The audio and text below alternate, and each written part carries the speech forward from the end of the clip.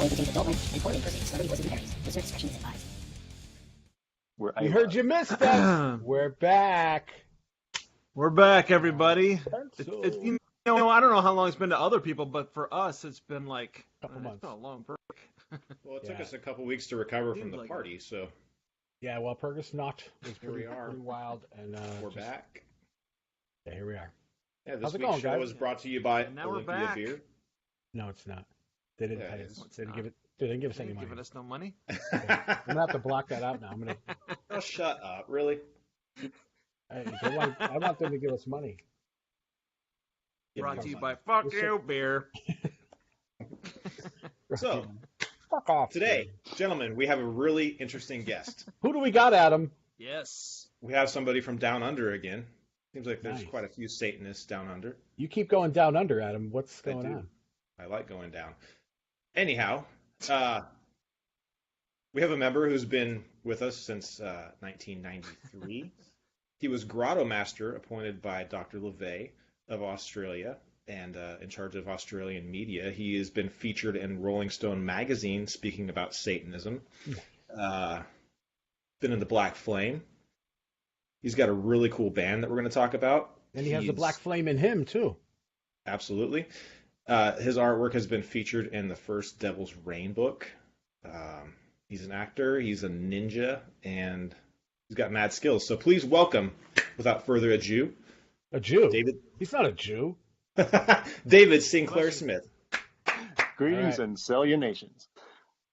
What's Salutation. happening, man? How are you? Salutations, yeah, salutations. Salutations is a little joke. I'm good, thank you, Nice, everyone. nice. Awesome. So you do it all, man. You are a jack of all trades. Yeah, you're a It's, doer of all things. Called indulging in life. You know, Yeah. it's Yeah. you know, it's just doing what you Right. want. Doing what you want. That's all it is. You find the time and your passion and you just go for it, mate. That's all. I know what you mean. It's awesome. Yeah. So tell us, Right on. Dorian, I was talking with Dorian before the show. We had no idea that there was an Australian Rolling Stone magazine. Yeah, well, I'm sure Rolling Stone probably has various international versions and so forth. So it'll be, I guess, the way they would work is like any sort of franchise or something like that, where basically a particular publishing company in a country would buy the rights to use the actual label, and then it'll be more localized. So instead of just US and And they're printed international upside acts, down, right? it's all printed upside down, and it stinks of beer automatically just through its printing processes. Foster's. So basically, Foster's. Foster. yeah, it is covered in Foster's. And so basically, yeah, it's just an Australian version. So it'll focus on Australian bands as well as international and global bands. as well. So on the cover, it just says Rolling Stone. It doesn't say Australian Rolling Stone. It's kind of like in Brazil, Brazilian nuts. They just call them nuts. Nuts. Yeah, I guess. And they just have like AC/DC and NXS on every. And that's issue, it. They're the only two bands that we have here. And Men at actually, Work. besides my Dead band as well. inside. And Men at Work, yeah. And right. you guys know Midnight Oil? Hell yeah. That's right. Yeah. Oh, okay, yeah, and them as well. What about Vegemite? Do you eat a lot of Vegemite? I don't know. This is only what we know from song The lyrics. Australian, Yeah. the Australian bloody cliche show. And besides riding around. Good in a day, kangaroo mate. Shrimp somewhere. on the barbie. G'day, it's true. Yeah, shrimp on the It's barbie. not. We don't even say the word shrimp, just in case you didn't. Now think that's a I'd know that. knife. Yeah. It's not a knife. That's a knife. Crikey. Where are we So going? What was the golden. question? It was Rolling Stone magazine, and then it went to Vegemite. Vegemite. Yeah. Sometimes I eat it, but I'm not really that fond of it. So it's very un-Australian of me. Yeah. But Sweet. you've been in this Rolling Stone magazine though, so Yeah, That's an interesting. So that was when I was representing the COS big time in the Australian media around about the early 90s. It was all back in the day. I joined basically the COS officially in 1993 when I officially got my card. But when I was 18, I was into Satanism since, I guess, probably 16 or something along those lines, officially. I would call myself a Satanist. Joined the COS after finding basically the California Street address, actually, in a magazine, in a book which had all relevant, I guess, occult organizations listed in it. Was it in was it an Australian book? No, it was international. It was global. It was actually, I found it in my local library because I was just studying the occult and researching it and so forth. And thought, oh, this is a good book. And then had, a summary of Anton LaVey and then the Church of Satan. I went, oh my God, is that their address? So it was their California Street address, like the full thing. And I went, finally, because this is back in the day before the interwebs, right? Yeah. Right. So this is, it was, and being in Australia, it was very hard to find anything about Satanism and the Church of Satan per se, specifically. Huh. And so basically, I just wrote to them and said, send me membership materials on how to join and so forth. I've read the Satanic Bible, gave a little spiel about myself, and then just got the welcome pack and info pack and went, wait, cool. I'll have to wait till I'm 18. So wait till 18, boom, joined, and that was it. And then that led to basically me, I guess, the way, sorry, I'm sort of like going here and there, but I'll jump around a little bit. That's the way my brain works. So basically, after joining the COS, well, before joining the COS, there was a big thing in the local paper from influenced by the good old ritual abuse stuff that was going on in America, and so they decided to jump on Satanic Panic. the Satanic Panic. Yeah, right. Yeah. So they decided to jump on board and think, hey, we can make a big buck out of this and do it ourselves. So, so basically, they published, my local rag published a big sensationalistic thing for a full week, like a full week, a local newspaper. I'm not even going to name it, basically. It gave all the typical Christian propaganda that was out there. And you got to remember, Australia isn't really a Christian nation per se. We're pretty atheistic and secular in our land and the way we deal with stuff. So when Christian stuff or any religious stuff gets pushed, it sort of is met with a bit of apprehension, to say the least. Yeah. And so Awesome. anyway, so I want to move there. That sounds great. It is actually really cool. Like, I was really shocked when I went to America the first time. I was just like, whoa, you guys like have a Christian problem. There's a church on every corner, yeah.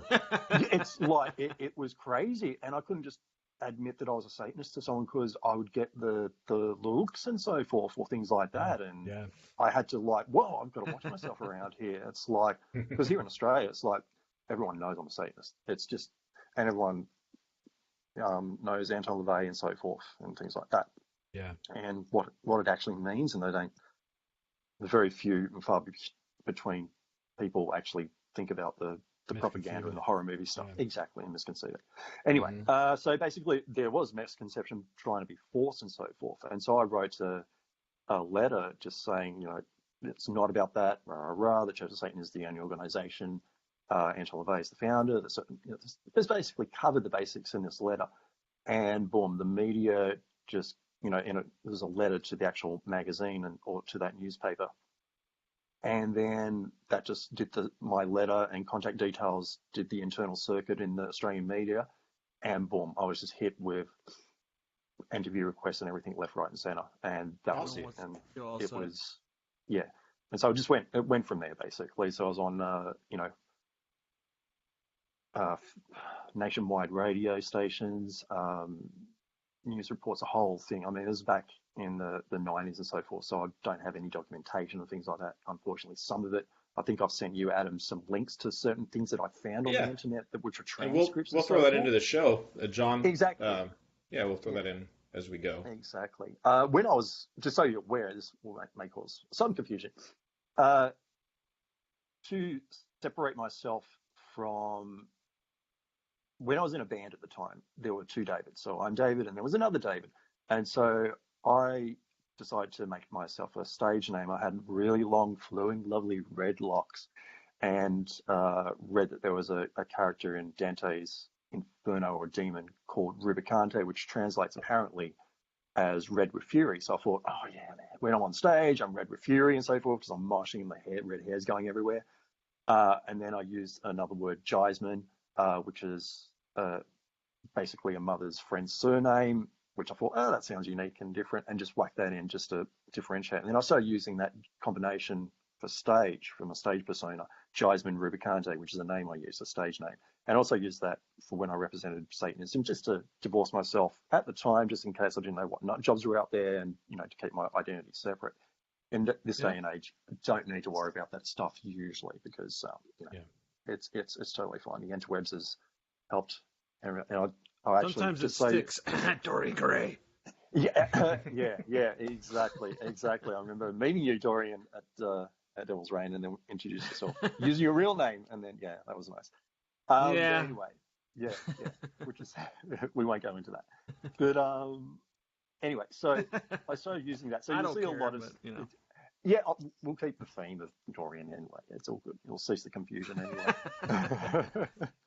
But so anyway, I'm getting so sidetracked. Sorry for this.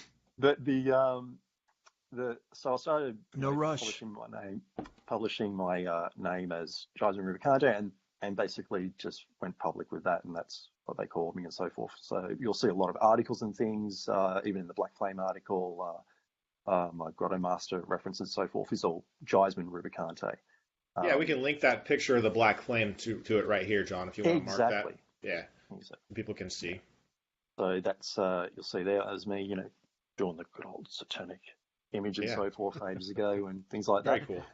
Yeah. So so that led to me, to Rolling Stone, Australian Rolling Stone. It's on horror TV series, which was fun. Media, just left, right, and centre, various magazines and so forth. I was even on the cover of Australian Witchcraft magazine, as in Wicca, and which caused no end of controversy because I was full-blown Satanist and so forth and everything like that. They had the inverted pentagram and things like that. And I was on the front page of that, so I think you may be able to throw up an image of that as well. Yep, we've got it. It was me when I dyed my hair black and so forth, so I looked all goth and very Peter Steele-like from Typo Negative, and that created a big we've all done that uproar. Yeah, right. It just huge uproar. It was no references. I think the article was called "Men in the Craft."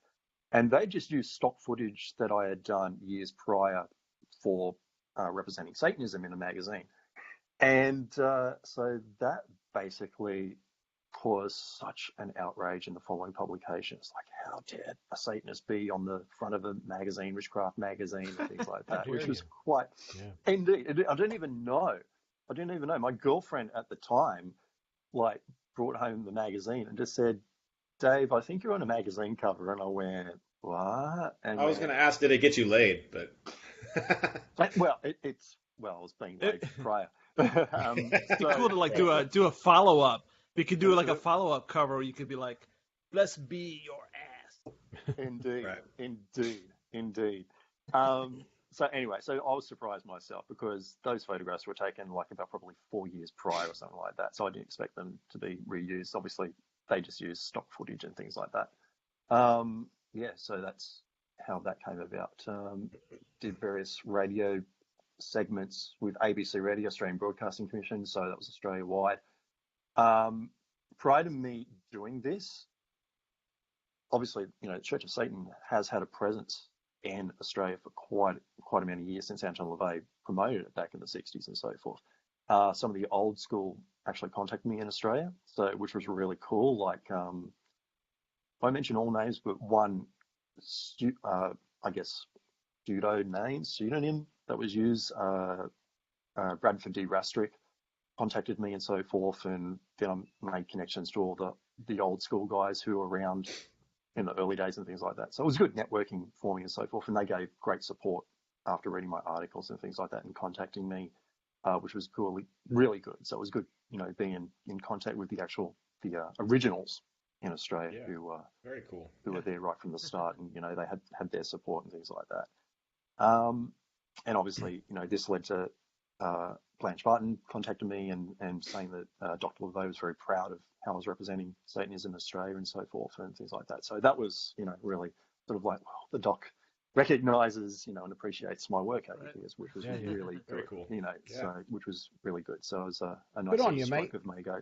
Struth by crikey, thank you, Stone the Crows. Nice. And other such awesome. cliches. Yeah. yeah, so that led to that, and now this may sound very egocentric, but I feel that what I did with the amount of coverage I had in Australia really educated Australia as to what Satanism is.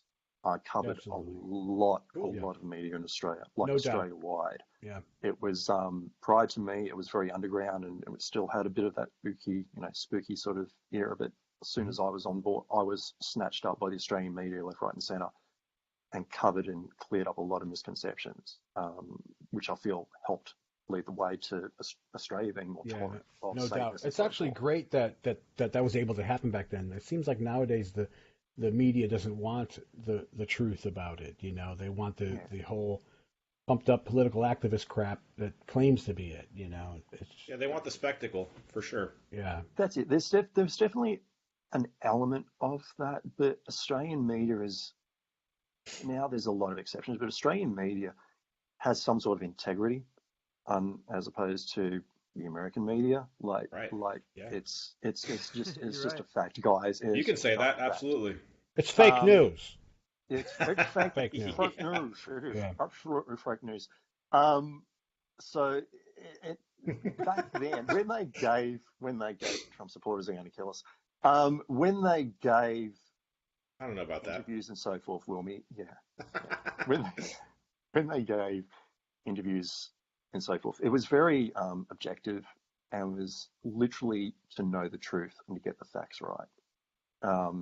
And there were plenty of times they could have easily taken the mickey. Do you guys have that term? Basically mocked us and so forth, and mocked me, but they didn't. It was totally respectful, and they inquired with a level of intelligence which, unfortunately, in today's media you can't really come across. And Australia has a real good set of standards and so forth for the way the media presents things. Although we're now starting to get the hype type thing, and things are getting knocked out and becoming all social media like and things like that as well. So it's starting to take an unhealthy, the objective media sort of integrity that was around back then is starting to sort of fall away, I feel. But I hardly watch the TV and so forth and things like that, or listen to radio even anyway now. So trying to stay clear of that stuff. I'm with you. Yeah. Sweet. Probably best, yeah.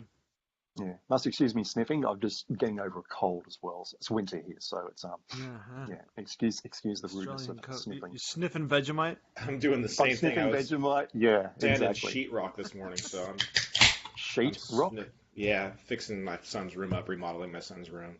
Enough about you, Adam. What we're gonna do? No, no. I'm reading Bujinkan ninjutsu. Yeah. All right. So before we get into, I just got to let you know, I went to a seminar at Stephen K. Hayes Eiga Ninja Society in Dayton, Ohio, back in, I'm gonna say 87, 88, I think. Yeah. I was pretty Yeah, young. that's when he was running that stuff. Yeah. Yeah, my mom sent me there as a gift, and it's a seminar. And what it was kind of like they go. It was a 4-day thing, and they just kind of introduce you to all the different aspects of ninjutsu, and like teaser things, and do some drills, run through some things, and taught us how to walk on rice paper, and just all kinds of crazy stuff. And I remember before one night we were sleeping there, they had barracks set up for everybody, and I remember watching the Octagon with Chuck Norris, right? And how they all busted in when everybody was sleeping. Yeah, you're like, So I'm like sitting there like, happened. yeah, and we all had wooden swords and everything like that, different wooden weapons and different things to like simulate real ninja weapons. But like it was pretty cool, it was cool to see all that stuff. But I slid under the bed and put my pillows in the blankets, and Masaki Hatsumi was there during that weekend. Good, man. That's really awesome. It was so cool. You saw the source. You saw the source, man. Yeah, dude, he's awesome. He's an awesome guy. So they come in, and I'm like, I hear them. I was about to fucking pass out under this bed too, but I hear them, and I'm like, shit. And the lights are totally out, and you can hear like little, you know what I mean, like. They're getting it, yeah. And they're all doing their thing, and there's a ninja near every bed. And I rolled out on the side of him and came up on the side of him with my sword, and he didn't even know I was there. Lights come on, Masaki's yelling and shit, and he's like, everyone in this room is dead except you, and he's like, Yes. he said you would have died later. It's so funny. It's so That's funny. awesome. Man, Hatsumi is the real life Yoda. He's Like as in the Yoda you meet on Dagobah for the first time in Empire Strikes Back. Sorry, I'm going to refer to Star Wars because Star Wars is my guiding light. It's the first movie and my first mythology when I was young, which I'm sure you guys all share as well. Yep. So to meet Hatsumi, I got it tattooed on my arm. like, oh, awesome. So yeah, man, Hatsumi is just like real life Yoda. He's jokey, he's so fun, and he's so giving. And there's a lot of shit, especially now on these fucking YouTube videos. Now, I'm first to admit, man, there's a lot of fucking idiots out there on YouTube who claim to be ninjas and shit like that, and who are actually representatives of the Bujinkan, and I've met these people over in Japan and so forth whenever I go. And they're shit. They're just fucking shit. Just straight out there, their fucking technique sucks. They make up bullshit. And they're just, with this forum of, the internet now, they're able to make bullshit up and people believe them. And it makes Bujinkan look like a piece of shit. It looks like bullshito. It's fake ninjas. It's fake ninjas. Yeah. Fake ninjas. Exactly. I can't do it. But does look like I'm buggering up. But it just fucking shits me. Like, there's a lot of people out there who I'm sure have never been in. And I'm not saying they need to, but they've never tested this. They've never been in a real fight. They've never been in a real violent situation where someone's actually tried to not necessarily kill you, but kick the shit out of you. At least kick the shit out of you and so forth. And God, fuck, I've got to use this shit for real, and I have. Yep. And have survived fucking plenty of times. But most of these people I see, it's just like, what the fuck? Have you just watched Star Wars too often and are now fantasizing that you've got the Force? And it's just, they're coming out with such fucking bullshit, mate. Yeah. It's just fucking crap. And there's a lot of them, and it's making the Bujinkan look like a shit martial art. It's just people say, oh, it's shit, it's crap and so forth. I've used it for fucking real. It fucking works. I've tested it. The teachers I train with fucking use it for real, and fucking it works. Now you teach as well, right? Yeah, I teach as well. Yeah, I have been for quite some time. Yeah, very cool. So I've had, it hasn't happened recently, but back about probably over 15 years ago when I was teaching earlier in the day, I had random people come in and wanted to test me and so forth and things like that. Yeah. Without being too violent to them, I've put a stop to it, to say the least, just to show them, just don't fuck with me because I will fucking be violent to you. It's not a game here. This is, everyone's the mystical arts of the ninja and blah blah blah. And I sometimes even refer it to as martial arts because the way Bujinkan works is very scroll orientated, as in we have 9 schools in the Bujinkan, and we study the scrolls which have been passed on in the techniques of those 9 schools verbatim, basically, just to learn the essence of it. That's what it's about. And you can adapt it to modern sort of applications of modern fighting as it has evolved. But the truth is to go to the source and learn from an instructor who's been taught by Hatsumi, who's actually been guided. Oh, indeed. Yes. I know them all. Yeah. I know them all. Yep. Yeah, well, those who have no idea what we're talking about must be thinking, oh, it's evil satanic shit that we're fucking throwing in there. The secret early dark stuff. No, ninjutsu's nice, man. That's nice. Yeah, man. But anyway, yeah, so basically you stick to the stuff, but a lot of people just go in without studying the basics of the scrolls and so forth, or learning from a teacher who actually knows this stuff. Going to Japan and actually learning from the source, like seeing Hatsumi do this shit, is totally different. And another thing with that is a lot of people see YouTube footage of Hatsumi or videos, and it looks like he's just, moving out of the way. Now, when I first went to Japan, I was a bit of a skeptic. I thought, he's just old and people are intentionally missing him out of respect. They're trying to be nice to him. And so like Aikido, yeah. like Aikido, Yeah. right? You know, sort of like, well, yeah, it's a lovely ballet, and it's a nice expression of energy flow and stuff like Yeah. that. Oh yeah. Yeah.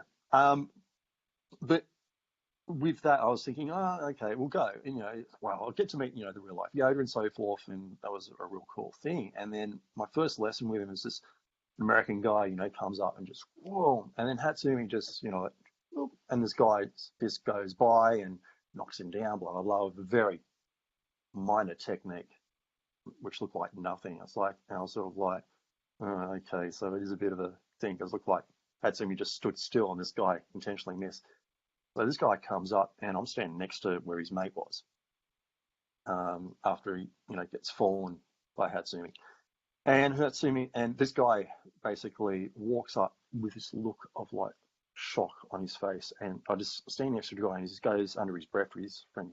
I thought I had him. I thought I was going to fucking hit him, man. I thought I had him. Like legitimately thought he was going to hit him.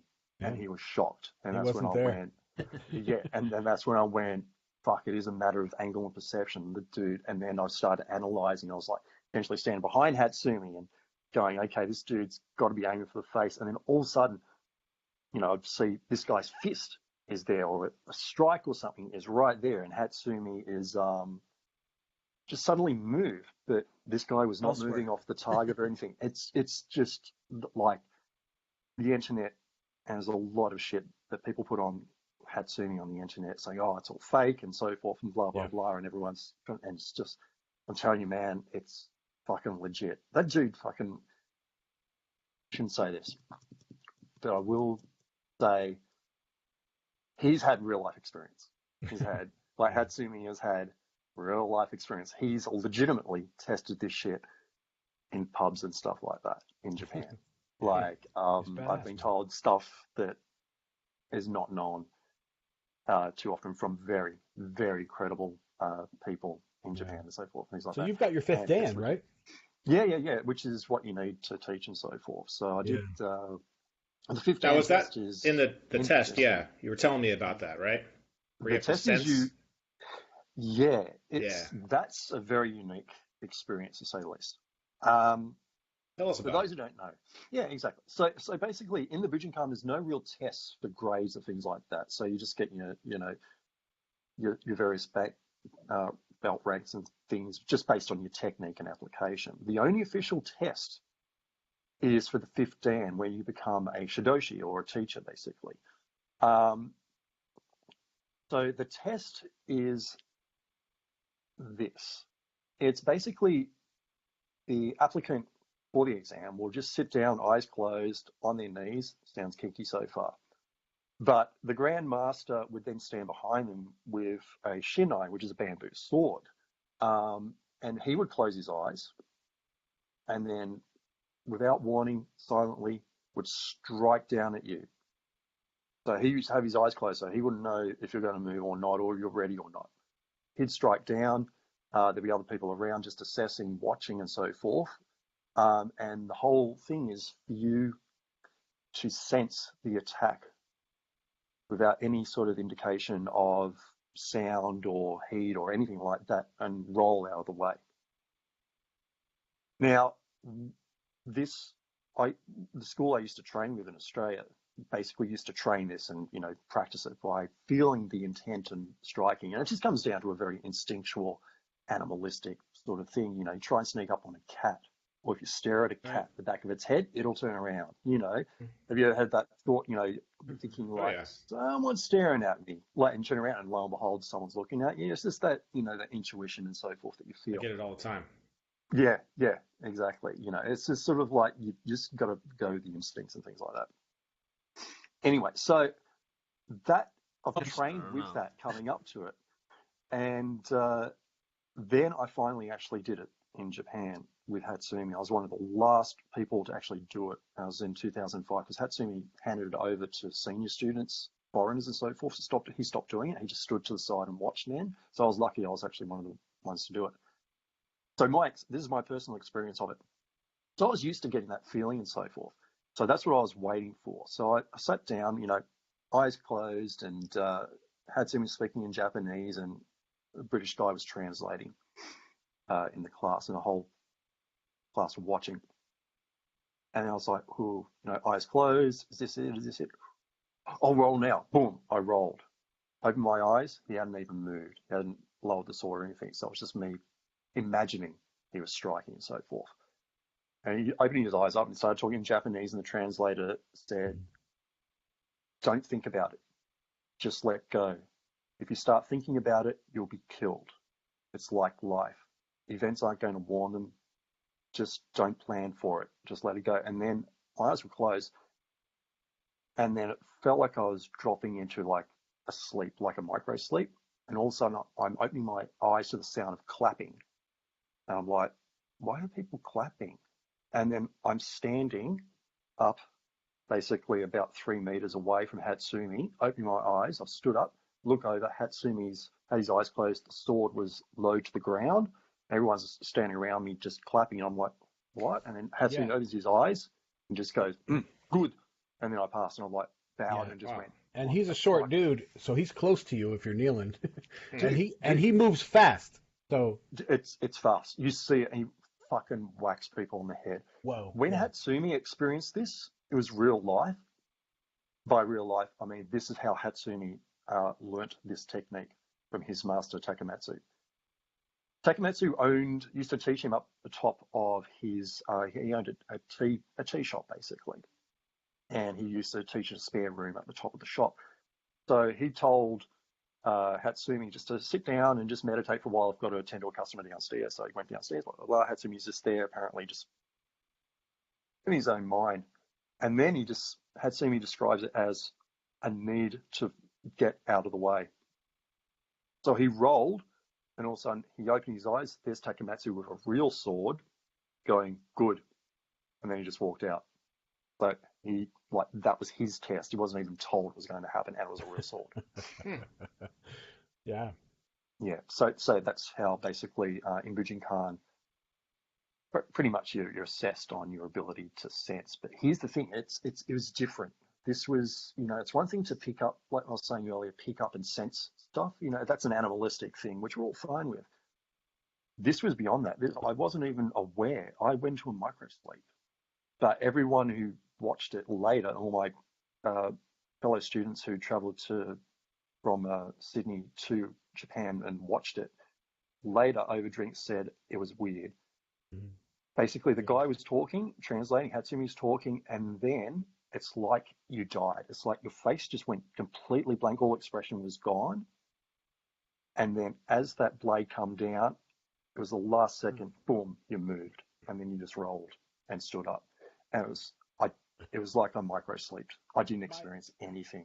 It was pure something else. Yeah, totally. My father had a friend that spent some time in Japan, with the Shaolin monks and stuff. And he was made. Yeah, I'm sorry. Yep. China. I was thinking of Japan because of the ninjutsu. Yeah, of course. Freudian slip. Yeah, with the Shaolin monks and stuff. And he was made to slap this water over and over and over again and over again. And he came back and he was like, I guess complaining about it or something. And it's like, I never learned anything. And he slapped the bar and it broke. Yeah. And he was like, oh, like, one of those things or something. And my point about all that is you're sensing the things, but you've been practicing these sensing things and doing them over and over and over, the repetition over and over.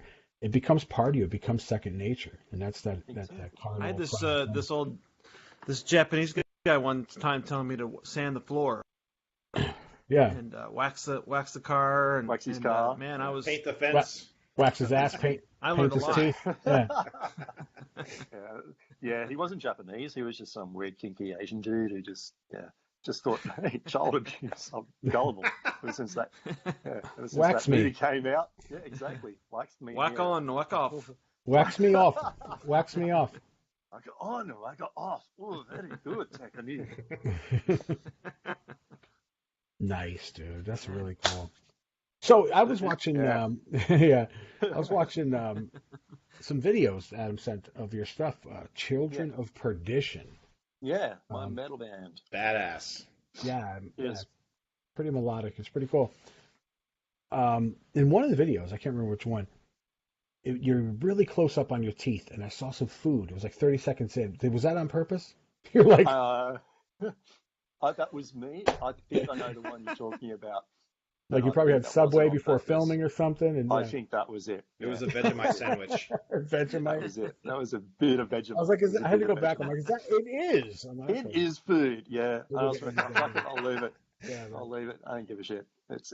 Yeah. But then I was thinking maybe he did it on purpose because maybe he was like, I don't give a fuck. So, you know, I didn't give a fuck. It was more. I don't give a fuck. I've edited this thing together. I can't be fucking bothered. Because I'm like yourself, John. Involved in films and. Leave it to TDYK to call you out on that, though. No, I'm playing right. You know, completely cool. I'm playing. Completely cool. You Completely. should watch the video. Yeah. You want to put the video on, John? Yeah, go for it. Go for it. Yeah, I can put it on this shit. Let's. Yeah, exactly. Yeah. Put it in. Yeah.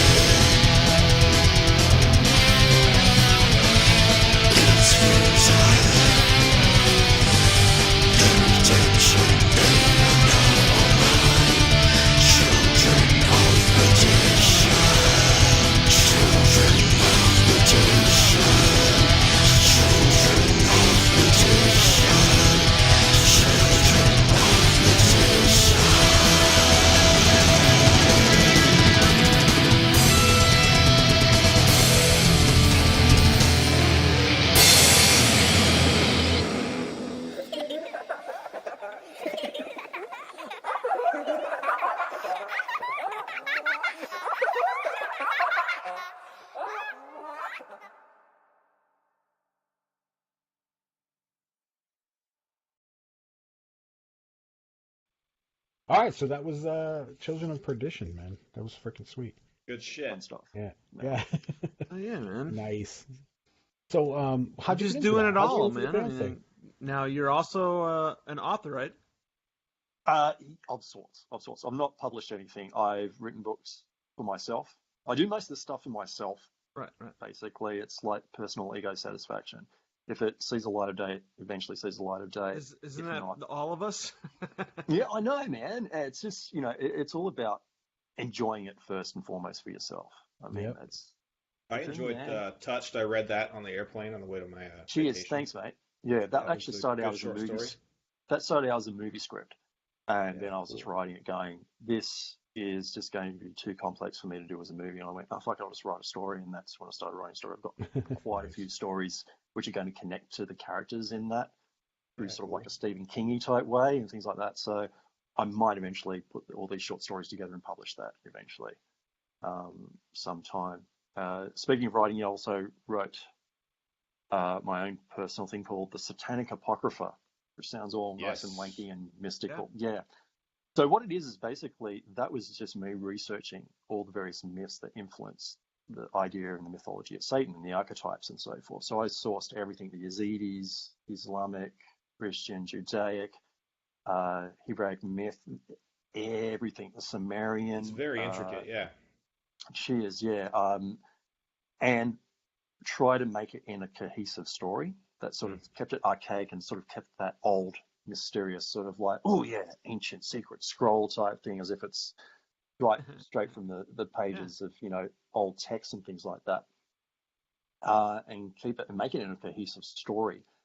And that was it. Whether or not I published that is another thing. Yeah, I was going to ask you where people can get a hold of it. I know you sent it to me, and I've sent it to John and Dorian. But, yeah, really cool. You put a lot of time into that.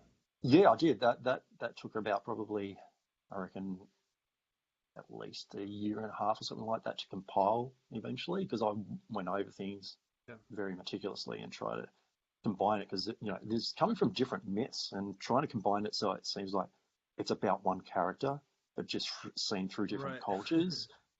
And some of the myths and so forth are contradictory to themselves, and because they come from different places, and it's like, how can I link this up and twist it just enough so it doesn't lose the original essence of where it came from, but yet makes it cohesive.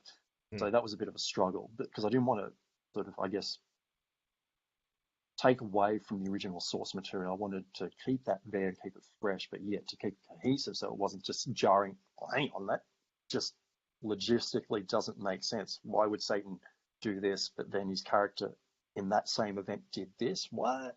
I just don't want those contradictions. So trying to piece those together, because as you're aware, the myth of Satan is from so many different cultures that from what we have now. Every religion has a devil. Yeah. Exactly. That's the one constant in all these religions that claim to be the truth, the way, and the light. It's the one constant. Yeah. Exactly. You need that duality to a degree. It's the Jungian shadow self. I feel that most Satanists, again, this is my own opinion, but I feel that most Satanists are more whole in themselves. The reason being is, again, my personal opinion is that we're not scared of the shadow self, in a Jungian archetype.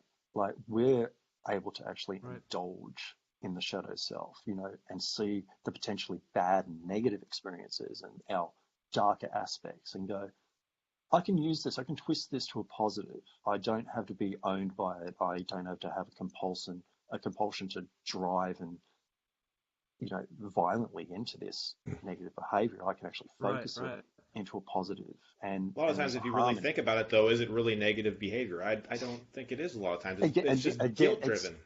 It's guilt driven usually. Yeah, exactly. It's very much external forces manipulating your innate cognitive processes through making you feel guilt about them. When it's like, if it's a part of you, as long as it's not done compulsively and against your nature to physical consequence that's going to, be hindrance to your existence, go for it. That's where indulgence, not compulsions, falls in. Indeed, 100%. Absolutely. Yeah. I can't wait to see what you do with that book. I would like it published. We'll Lulu. see. We'll see. You got a few people here that are willing to Yeah, well, look, Absolutely. if there's a thing for, I mean, I just don't want to have the arrogance of thinking, well, hey, I've compiled what I perceive as the ultimate story of all the satanic images and the mythology together, and I don't, want to be one of those guys who are like, hey, here's my take on the myth of Satan. Take it as, a legitimate thing. But that's why I try to keep to the source, so it wasn't really me and my ego jumping in. It was just, I did it just personally because of my own interest in researching this stuff for years and putting it all together cohesively. So besides you guys, I've got the only one copy, which is actually right here with me. Ooh, cool. And I sent another copy. You had it bound, huh? Oh yeah, bound and everything. Nice. Like, full on, so it's all pretty and so forth. Nice. I want one. Dude, come on. Wow. Hook me up. Yeah, come on, it's got to happen. But I've got the only one, and Megas Gilmore has the other one. So yeah, of course. So I just had them bound and things like that, and I said, I'll send it along.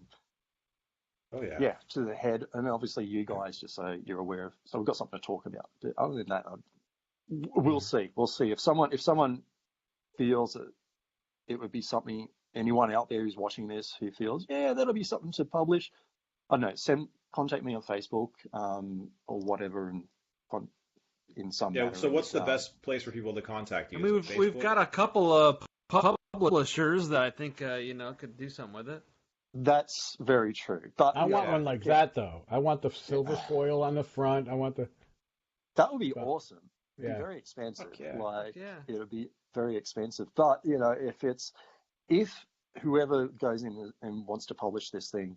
I'm up for it being edited and objectively checked out to make sure it does make coherence, because I was, the sole guy on this thing. It's just my own Kevin Slaughter.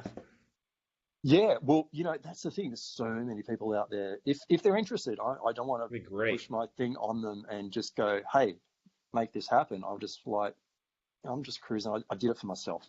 And cool. But if someone's interested, yeah, I'm willing to be swayed if they feel that it's a valid thing. Yeah, if they check it out. And expect some Satan's content. gonna start publishing books. Yeah. Yeah. Well, we'll see. We'll see how it goes. We'll see how it goes. We are a mutual admiration society. Yeah, very true. I'm sure you'll be contacted. Very true. Yeah. Very true. Very true. And we are admiring. And do you ever feel like, because I feel like this all the time, but when you're talented in enough areas and do so many things, do you ever have a problem with focusing on? I feel like I'm spread thin sometimes, to where I'm trying to keep up with too many projects, and lately trying to focus on streamlining. Yeah, well, there's the difference, I guess, in between myself and other people, is that, and I can't speak for you, Dorian, but I do my creative stuff without deadlines. I do it just for the fun of it. Right. My band, like Children of Perdition, as we were talking about earlier, that was a project that I created out of frustration back in 2000. And it's only, about 10 years later that I've actually put out an album and so forth, and got an actual band happening that's solid now. Because it was just basically all songs that I used to use in previous bands that I'd hand the song off, and then all of a sudden the other band members would get on and like, oh, you're sort of changing it to a way I just am not happy with. And so I'd keep them as my own recordings and so forth, and eventually just went, fuck it, I'm just going to form my own project, Children of Perdition, and just play with friends and so forth, whoever wants to play, and do that. And that's where it's extended from that. And same with, the writing and so forth. Like, I've got this thing which has been hanging around for over 6 years now. My other stories, Touched, I wrote ages ago. I've got a lot of other things, independent movie projects, scripts, that I just don't care about pushing out, because it's a catharsis for me. It's my own personal ritual. Mm-hmm. And so there's no pressure to focus on anything and go, oh, I can't get this thing done with a deadline external, sort of like, hey, where's that thing that you said you were going to publish? It should be here now. Oh, no, I've got to put other things aside to focus on that now. Yeah, I agree with that. Yeah, absolutely. It flows best when it's not on a deadline. Indeed. Yeah. Art for me is the physical manifestation of one's emotions and heart. And so if your emotions and heart are stifled in such a way that it hinders that flow, it's no longer art. It becomes a commodity. And when it becomes a commodity, job, that's yeah. when you're selling out. You know, I don't mean selling out in a bad way, but like, you know, you're driven by the dollar, and then you're like, ooh, I've got to appease people. I've got to appease the marketplace that I'm trying to get the dollars from, or I've got to get the deadline happening and so forth and things like that. There's nothing against people who use their art and make careers out of it. That's fine. It's just personally not for me. I feel it can be a hindrance, and art forms can suffer because of that commercialization. Yeah. So I definitely understand that. I Yeah. think just for me, like it gets to the point where like I'm working on something. I'm like, yeah, this is cool, but now I want to work on this for a while. And then like I got a book that I started probably 12, 13 years ago. That is, you know, it's just sitting on a shelf, and I just, you know, it's hard for me. It's a lot of times it can be easier for me to go, okay, if I have this done, if I need this done by next May, then I know I have to divide it up into, you know, put some focus into it, even though it may be, you know, and to some people it can feel like rushing, and if it does, then I won't do it. But a lot of times it also is a way of focus too, rather than saying, I'll do it someday. You know. Exactly. It can be a real positive, I guess, goad to actually, if there's a goal and a deadline to meet, you know, okay, I'm now focusing on this, which is awesome, which is great, and so forth. Again, it's my subjective. Like John's painting, that took me a year. Oh, really? Yeah. Nice. That's still, in the It end, took it way was too probably long. good. You're probably happy with it, John, right? Yes, absolutely. Yeah. Oh, it's awesome. It turned out pretty cool, yeah. But, Yeah, it did.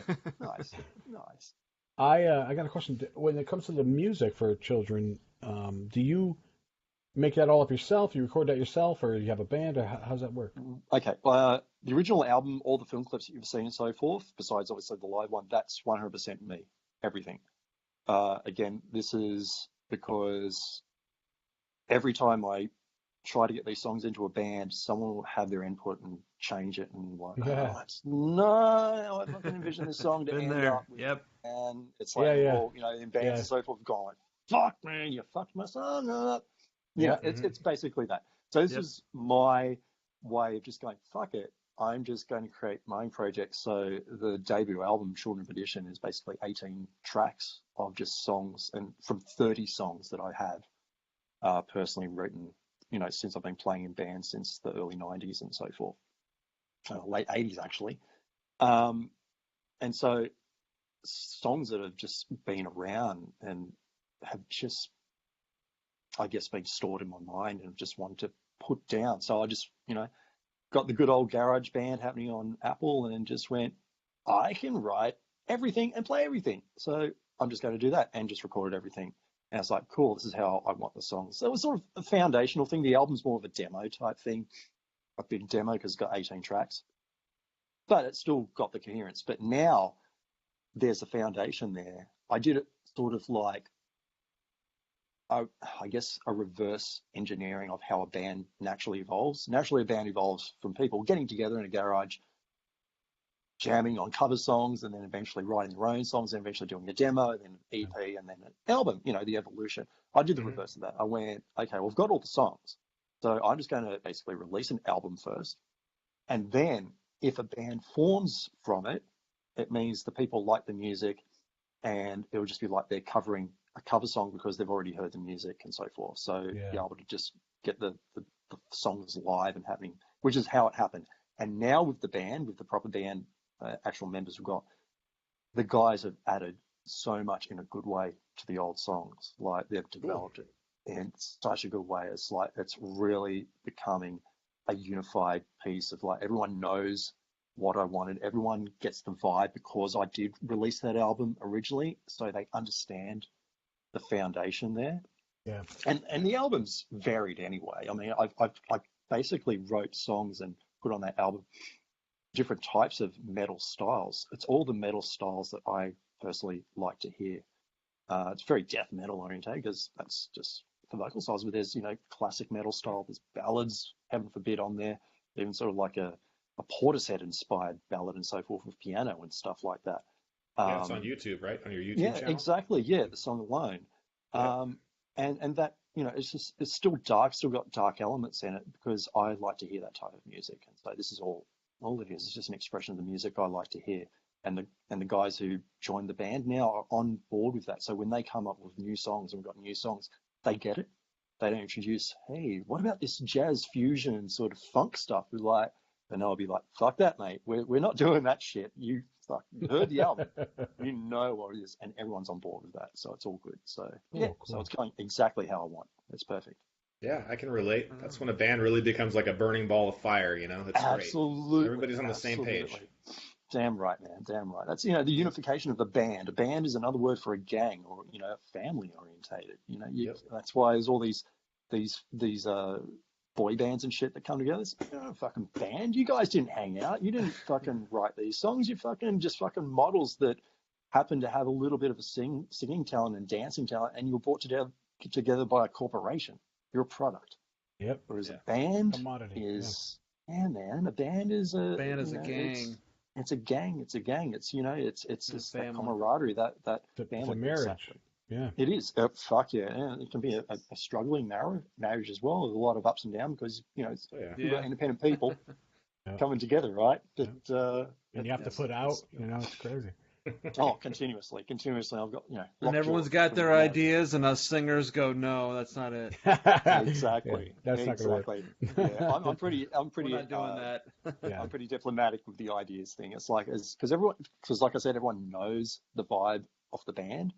So whenever people enter, hey man, would you do this? Would you do that? It's like, yeah, let's do that, because they know the foundations. That's the thing. There's an established foundation there. Yeah, it's not like they're introducing something that's like, ooh, I don't know, that's going to be jarring. So yeah. Yeah.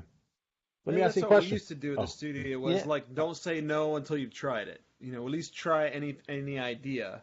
Exactly, And we do. It sucks, if it works. Yeah, if it sucks, exactly. Yeah. And there's no ego bruise or anything like that. It shouldn't be. Yeah. Yeah, it shouldn't be. It should be safe, and what it is. As Satanists, we should have strong egos, not overblown ones, but balanced egos, where we can take criticism and go, yeah, okay, I see that objectively. It's just yeah. Strong ego, no counterproductive but pride. it's that third side. Exactly. Yeah. Let's put that on the back burner. Yeah. Totally. Yeah. John, you had a question. Sorry. I did. I wanted to know what Satan meant to you. I'm very interested in that. Okay. Satan for me is very diverse. Okay.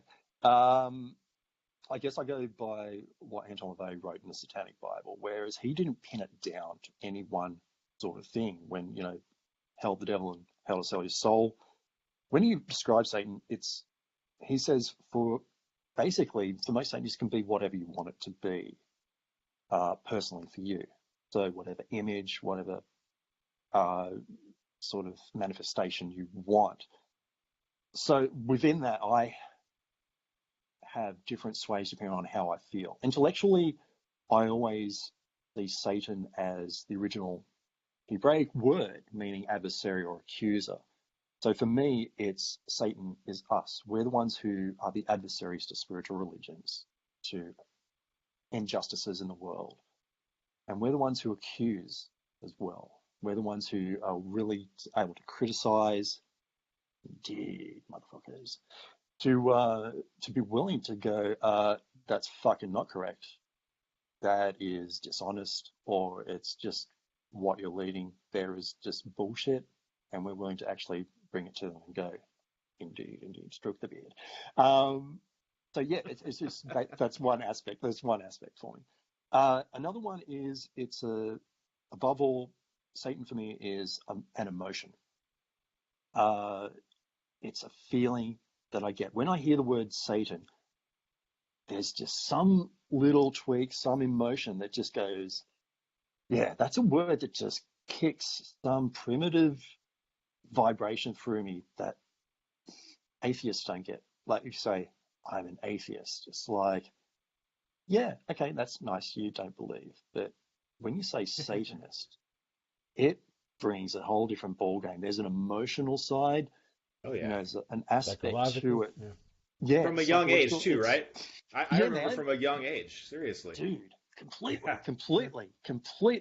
It's just the myth of Satan has just an archetype, which is just an emotive thing. That word, when you say "Hail Satan," there's, it represents that aspect in yourself. There's a fire, the black flame, the hidden essence, which is just not tangible, can't be put into words. You have to feel it. It's that's why a lot of atheists go, yeah, you seem so rational, Dave, but why Satan?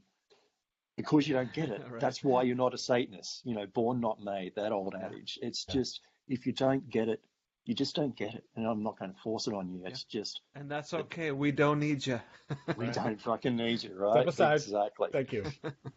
Yeah, adios. And then evolving from that, it's an archetype. It's, as I said earlier, it's a representation of the shadow self, that aspect which is shunned by society because it's hidden. It's the occult. It's the underground. It's the demon. And it's whatever imagery works for me at the moment. It's evolving. Sometimes I like the old cliched medieval image of the devil with the horns and the fire and brimstone and all that cliched stuff when I'm feeling in a really fucking pissed off mood. Then sometimes when I'm walking out, bushwalking, walking through forests and so forth and things like that, or just about amongst nature, then Satan takes on a Luciferian image of a more angelic, wholesome type image, an archetype, which for me seems like more pure, like the essence of the light of the truth of nature coming through and shining and making light to everything, spreading out. So there's, even within the image of Satan itself, there's a duality of light and dark, which brings a harmonious thing even within that word Satan when I hear it. So that in a roundabout way is what Satan represents for me. Bingo. It's a I pretty like that. complicated and excellent answer. That's a Well, great thank answer. you. I like Excellent. that. Top 5 in my opinion. Top 5. Oh, cheers. Thank you. You Very are cool. definitely an interesting dude, I gotta say. Why, Definitely been a thanks. pleasure having you. Been a pleasure having you on here, man. Mate, all good, all And good. so- It's been fun. Oh, yeah. It's been Yeah, fun. I can't wait to get my copy of that book in the mail. Yeah, please. Yeah. Send Adam So- 3 of them. He'll get it to us. All right. I'll see if I can get like actual printed copies and so forth and things like that in the same format and get them out to you guys. So, Oh, that would be yeah. And let me know Yeah. what I owe you. I got I will PayPal and reward stuff. you with something. Something. Yes. We love to barter. Oh yeah. Yeah. It's all good. It's all good. Awesome. It's A all very good. wise woman once told me that in a world of no currency, Satanists would thrive in the bartering system. It's Yeah. very true. Definitely. Yeah. John, you know Exactly. what I'm talking about. Yeah, absolutely. Yeah. Yeah. Definitely. Awesome. We've got a lot of talented people in our tribe. David, thank you for coming on, man. You know, devil we know. And we Mate. appreciate that. All Let's end it good. with a Thank song. you, guys. A song. Yeah. All right. Ta-ra-ra, boom, is that not the song? I No. just got the You lyrics. come from a yesterday. land down under. Yeah. I sent you the fucking link, John. Check your email. Yeah, but I don't want to mention, we're going to show his picture now. We're going to show a clip of, we just do it. I wanted to just do it, Fucking In edit the that natural shit. flow. All right, I'll fucking edit that You shit, gotta man. cut Don't worry all about that it. fucking I'll fucking edit all that shit out, dude. Do some Until next ninjutsu. time, everybody, hail Satan. Hail Hail Satan. Satan. Hail Satan.